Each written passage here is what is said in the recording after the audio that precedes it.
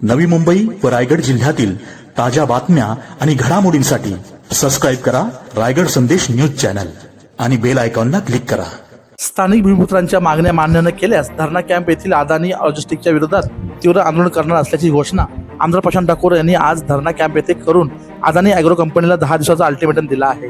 धानसर धरणा कॅम्प खुटारी पिसारवे येथील स्थानिक भूमिपुत्रांची जमीन अदानी ॲग्रो कंपनीने संपादित केली असून त्या जमिनीवर अदानी लॉजिस्टिक्स कंपनीची उभारणी केली आहे। जमीन विकत घेत असताना स्थानिक भूमिपुत्रांना कामे नोकरीत समावेश तसेच गावाला प्राथमिक सुविधा रस्ता देण्यात आलेल्या आश्वासनासंदर्भात अद्यापपर्यंत कोणतीही कारवाई झाली नसल्याने आमदार प्रशांत ठाकूर यांच्या नेतृत्वाखाली धरणा कॅम्प येथे कंपनीच्या प्रवेशद्वारावर काम बंद आंदोलन करण्यात आले। अदानी कंपनी जी धरणा कॅम्प धानसर आणि त्याचबरोबर पिसारवे या ग्रामपंचायतीच्या हद्दीमध्ये या ठिकाणी काम करते।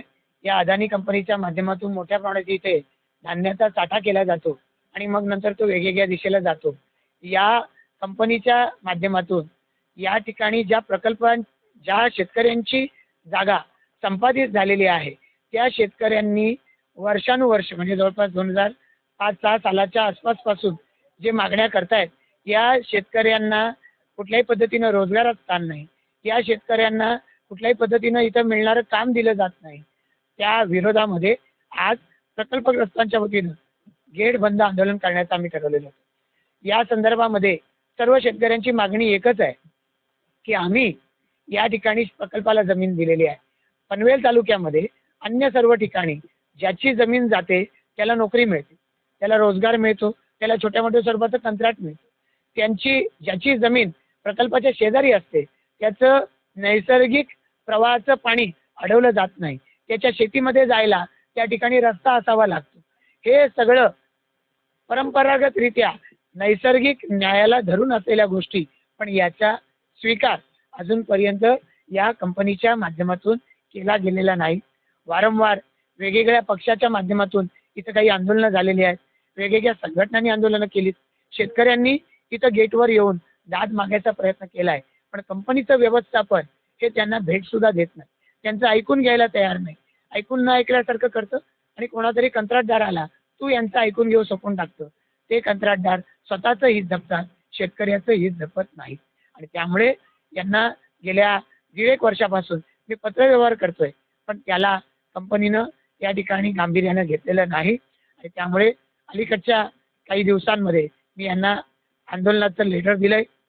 आज प्रत्यक्षरित्या आंदोलन करायचं आम्ही ठरवल्यावर मग कंपनी जागी झाली, मग चर्चेला आली, आम्ही सांगितलं तुमच्या कंपनीत येऊन आम्ही चर्चा करणार आहोत। तशी चर्चा आज त्यांच्या व्यवस्थापनाच्या प्रतिनिधींबरोबर केली, पण ही चर्चा करत असताना त्यांना आम्ही ज्या मागण्या मांडल्यात त्या पुन्हा एकदा त्यांना आम्ही लेखी देतो।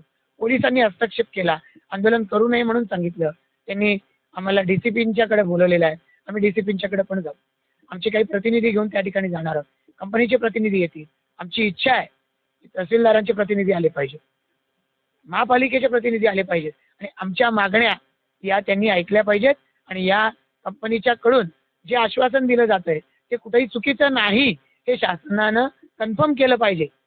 मग ते आश्वासनं आम्ही या ठिकाणी स्वीकारणार आहोत आणि किती काळामध्ये आम्हाला इथे रोजगार द्यायला सुरुवात होईल, किती काळामध्ये इथे या ठिकाणी आम्हाला कंत्राट द्यायला सुरुवात होईल हे आम्हाला पाहायचंय आणि याबाबत ग्रामस्थांचे प्रतिनिधी म्हणून आम्ही चर्चा करू, पण त्याची चर्चा पुन्हा ग्रामस्थांच्या बरोबर आम्ही इथं येऊन करू गावांमध्ये आणि त्या चर्चेमध्ये ग्रामस्थांना या ठिकाणी जो प्रस्ताव आहे तो मान्य झाला तरच आम्ही तो प्रस्ताव मान्य करू, अन्यथा इथून पुढे अदानी कंपनीच्या विरोधामध्ये हे आंदोलन आम्ही करत राहणार आहोत।